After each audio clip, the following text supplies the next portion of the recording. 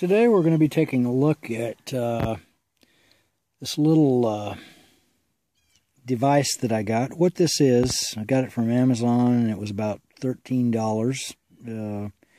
Was able to get it through Amazon Prime. It's iSaddle and it's an ELM 327 device. And this is the small version of it.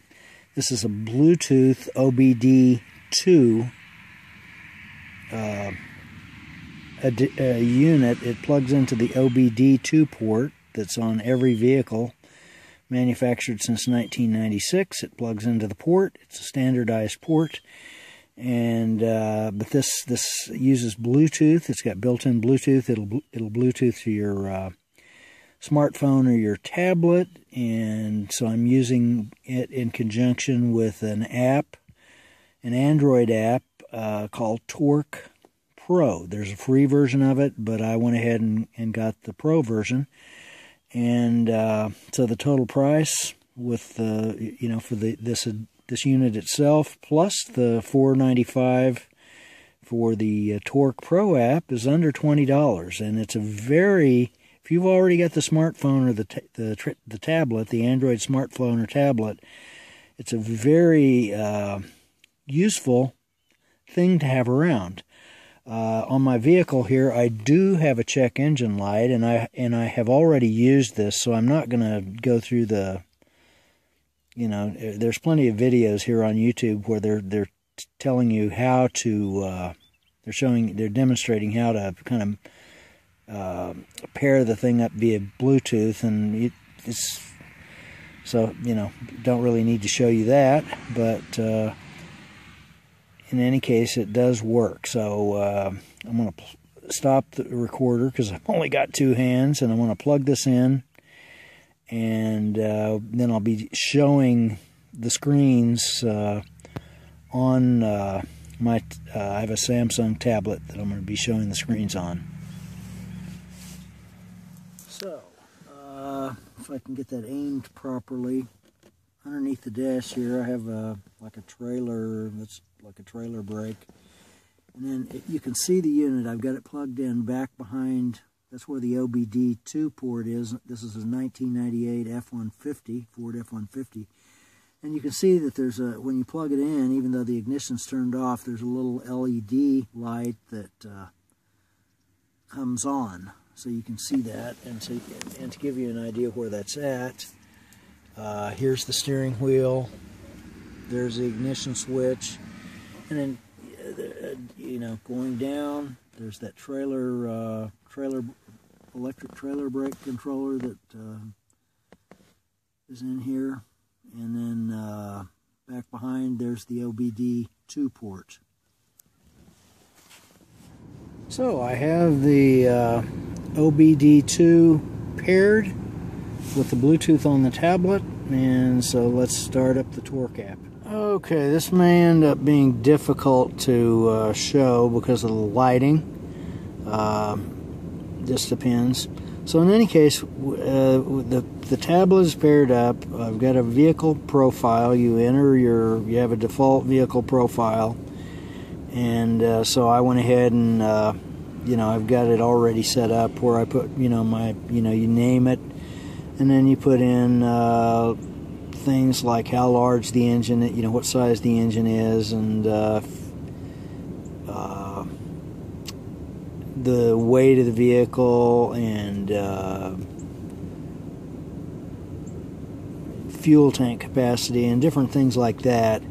And generally, you want to, fill as much of that out as possible in order to make the overall application more useful. And so what we're interested in now, right now, if we look at my dash, you see I have a check engine light. You see that? It says check engine, and I know that right now I do have a problem. I know I have a problem, and so what I'm going to do, I'm going to tap on fault codes right here, and then it says tap here to scan for fault codes. Okay, so we're going to go ahead and do that, and then it goes through, you see it counting the percentage off down there at the bottom, and it doesn't actually take very long. And I should have, when it gets finished, there should be one fault code that comes up, and I already, you know, obviously I already know what the fault code is, and there we see. If I can get it to show up, get the phone, there we go.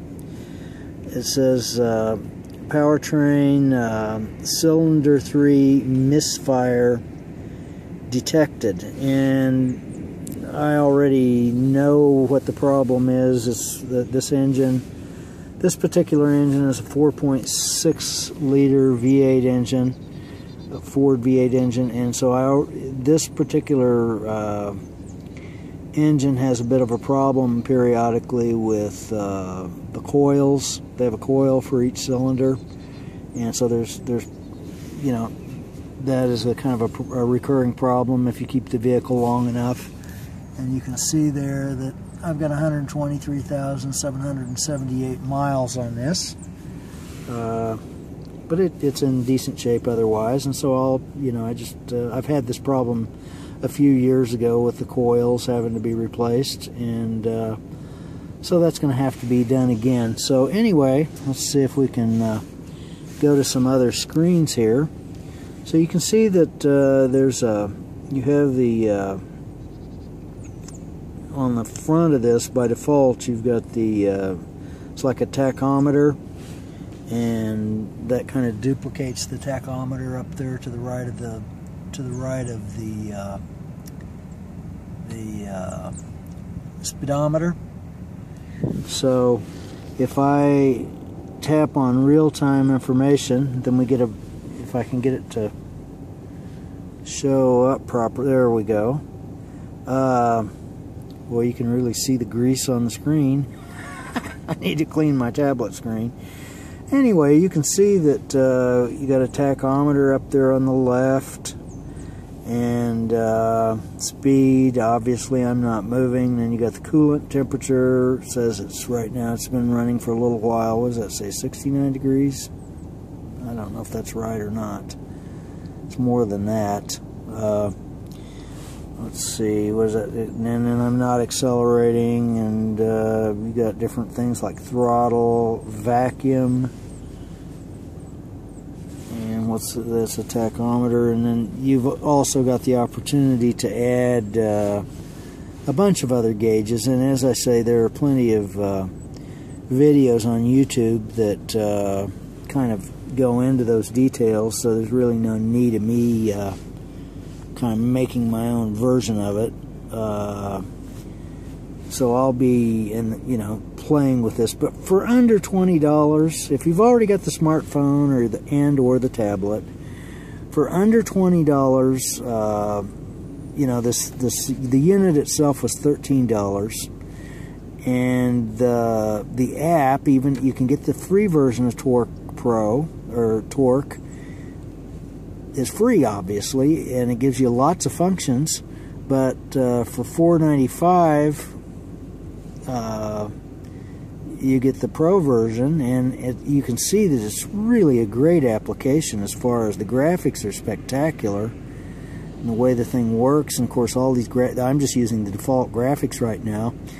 I'm not using the really sophisticated, because you can make these, you can change these gauges anyway, and really there's a great deal of customizability that the author or the developer of this app has really put a lot of time into this. So, and they've really made it sophisticated. And another thing that I'm going to do is take a real-time trip, kind of the real-time graphing, logging, I guess that would be called real-time logging, and so trip logging, and I'm gonna make a short trip down to town and back. Got some errands to run, and so I'm gonna leave the OBD2 Bluetooth device plugged in the entire time, and then we'll come back later and retrieve the data and see, want to see what I can do with it. So you can see I've captured some data, and it puts it into a CSV, or comma separated value format file. I have a choice of what data that it captures, and so this data could be useful.